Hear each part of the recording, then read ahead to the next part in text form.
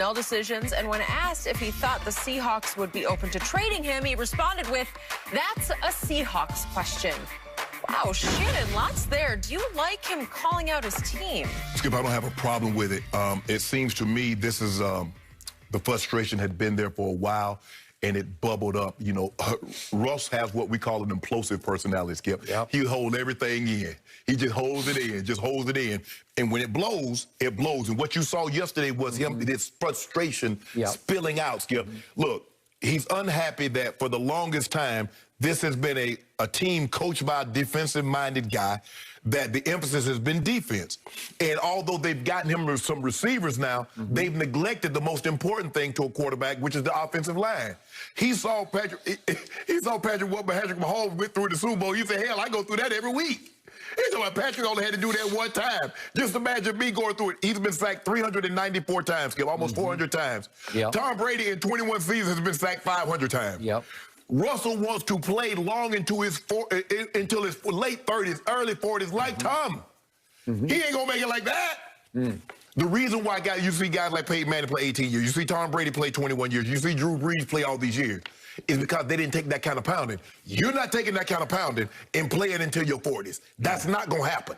And he understands that. So and the difference between when a quarterback speaks and any other player in NFL, Skip, is that they guys have the leverage, especially guys like Russ. When Russ talk, they're going to listen. When Aaron Rodgers talk, they're going to listen. Mahomes or some of these top 5, top 10 quarterbacks talk, the organization has no choice but to listen. Because if you don't have that guy, I don't give a damn what else you have. You could have the 3 of the best defensive players ever. You could have 3 of the best offensive players. But if they ain't one of that guy, you kissed the baby on that one, Skip. Correct. So he's frustrated. And he said, hold on, Pete. You know, you keep on talking about this defense and this mentality, and he's not happy. And for him to say, well, Russ, you know, you think they're trading, that's a Seahawks question. It appears to me, Skip, it might have got back to Russ that teams have been calling, asking about him. Maybe. And he's like, well, that's something you need to ask the Seahawks about because that's out of my control. But you can tell he's frustrated. And Skip, I'm not saying that he need to have input on everything, but run by, hey, Russ, what you think about, you know, we're thinking about getting this guy. Especially if it's an offensive guy, offensive lineman, maybe you need a tight end. You got the receivers, you got Metcalf, you got Lockett, I forget the other guy's name, but you got some good receivers. You need a tight end now. Your running backs can't stay healthy for whatever reason, and your offensive line has been trashed for a minute. So Pete, now he growled. He growls, Skip, to let you know, normally when an animal growls, he's telling you that there's something unpleasant about this situation. Don't make him bite you, Pete, and do what Deshaun's doing to the Houston Texans. Hear it. My first reaction to everything that spilled out of Russ yesterday was, this is the Brady effect. We might have more quarterbacks on the move this offseason, more unhappy quarterbacks than ever before in the history of this league, in part because they saw Tom Brady either get pushed out the back door or decide, I've had enough of this. And at age 43 say, I pick you. Oh, well, they're kind of a sleeping giant because they got a lot of talent there. They went 7-9, but they were in need of a quarterback and a leader. And guess what? Magic happened, and they went and won the Super Bowl. The Super Bowl. And Russell did say that he saw a picture of himself and his wife and Roger Goodell at the Super Bowl. The wife and Roger were talking. They're talking, but he said, I'm sitting there, to quote him, I'm pissed off because I'm having to watch a game wishing I was in there playing. Well, he's seeing Tom Brady get protected. He got sacked once, hit twice in the game. And he's getting rid of the ball quickly, and great things are happening. And he's saying, God, I've been there before because I was there twice. He lost one to Brady, but he won one in an avalanche against Peyton Manning. So he knows what it feels like to win the ultimate game. But it's been a minute ago since he won it, right? Okay. Here's my issue with him spilling publicly. I don't believe that's what a leader needs to do. And I have the utmost respect for him. And you're right. This is built up. It's building, and it just exploded, and it issued forth on every level.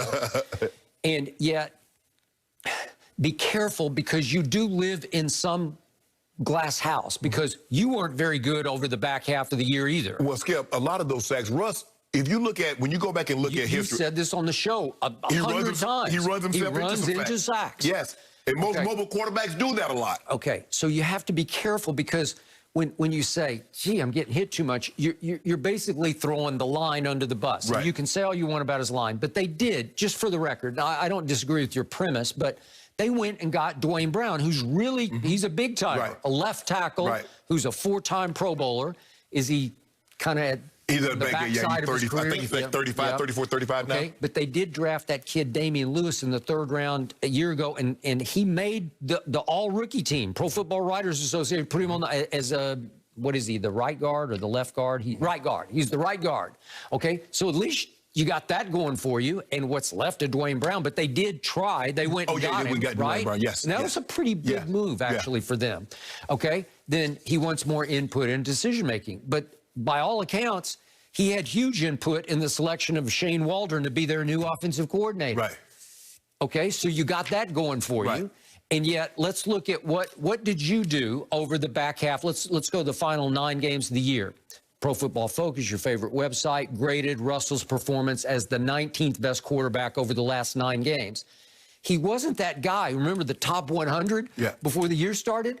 There was a big case being made. He should have been number 1. Is it him or who? I can't remember who was number 1. It wasn't Patrick. Was it Aaron or? No, Aaron wasn't number 1. I forget who it was also, Skip. I can't remember who was number 1, but somebody was. Oh, it was Lamar, because he was the MVP. MVP, yes. Okay, so it was between Russell and Lamar, back and forth. It's like 1 and 1A. Right.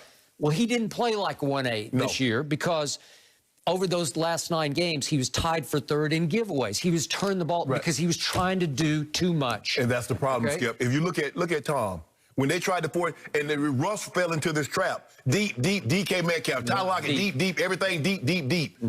Take that underneath stuff. You know, there are fish at the shoreline, too. You don't have to go deep-sea fishing and catch a 100-pound fish tuna every time. What was the runaway theme on social media, especially in Seahawks Nation? Let Russ cook.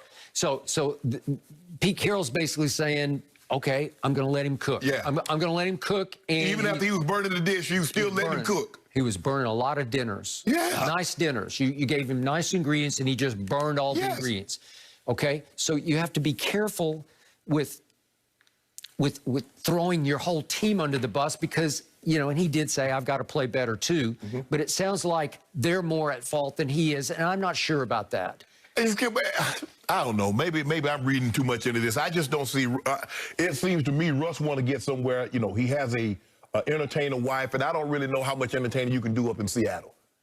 Would he like to be somewhere that, even though Washington is in this? Would she like to be somewhere else? You better believe she would. I mean, would she be better served in Dallas or better served in Miami or Los Angeles? Well, Los Angeles is out of the question now. Now, see, the 49ers, which I know they're not trading him to the 49ers, but it seems to me that he's speaking, Skip. He's thought a lot about this. He's very unhappy with this situation. And boy, these quarterbacks now, Skip, they've gotten bold. 5-10 years ago, wasn't nobody speaking out. Now, hell, everybody has something to say.